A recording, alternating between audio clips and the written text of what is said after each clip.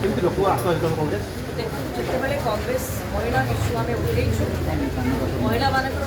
ହୃଦୟରେ ମହିଳାମାନଙ୍କର problem ground grassroot ଲେଭେଲରେ ଆମେ ବୁଝିକି ଉଠେଇଛୁ। ଯେଉଁ ଘରେ ଯେଉଁ ଝିଅ ନିଖୋଜ ଅଛି ତାକୁ ଖୋଜିବା ପାଇଁ କିଛି ବି କାର୍ଯ୍ୟକ୍ରମ କରୁନାହାନ୍ତି। ଯେଉଁଠି ଯେଉଁ ମହିଳା ପ୍ରତି ଅତ୍ୟାଚାର ହେଉଛି, ଯେଉଁ ସ୍କୁଲ କଲେଜରେ ମହିଳାମାନେ ଅସୁରକ୍ଷିତ ଫିଲ୍ କରୁଛନ୍ତି, ଯେଉଁ ସ୍କୁଲରେ କିଛି ମାଷ୍ଟର ମାନେ ମଧ୍ୟ ଦୁର୍ବ୍ୟବହାର କରୁଛନ୍ତି,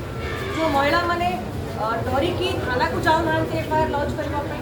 जो महिला मानकर अत्याचार होती चाहे घरे आप डोमेस्टिक वायलेंस बाहर अत्याचार होती से माने जो केस रजिस्टर कर केस गुड़ा सॉल्व हो पारना।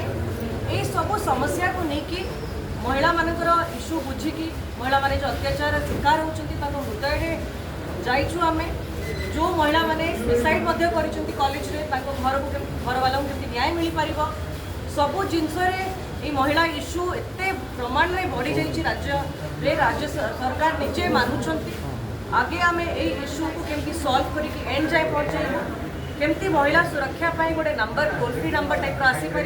महिला घरे बसिकी फोन करेंगे इश्यूज लॉज करेंगे कौ थाना जमी महिला जी व्यवहार ठीक हो पार महिला मान जो केस गुड़ाक अच्छी priority basis fast tracking mode रे सॉल्व हो पार जोड़ी जोड़ी सुसाइड कर न्याय मिल पार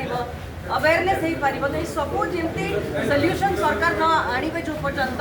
गोटे हाउस कमिटी गठन न करेंगे आमर दाबी एमती जारी बहुत महिला बहुत विश्वास में आमको देखी विश्वास कर प्रकृत में महिला सशक्तिकरण आम कार्यक्रम करुचु महिला को सशक्त करूँ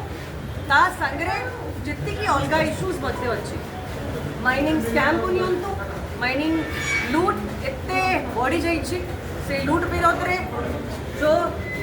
चाहते आम राज्य को खंड खंड करने तो जहाँ भी जी भी इश्यूज अच्छी जोड़ा लोक मैंने वास्तव में चाहते निज निज अंचल इश्यू रेज करने समाधान करने से सब इश्यूज गुड़ाक कांग्रेस नहीं कि बहुत जोरदार जीव हाउस भितर हाउस बाहर पूरा स्ट्रेंथ सांगे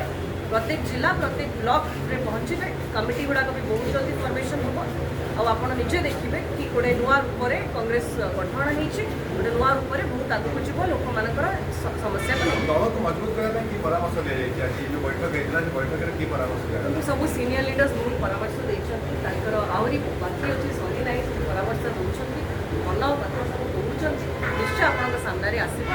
सभापति निश्चय आपको जनइबू।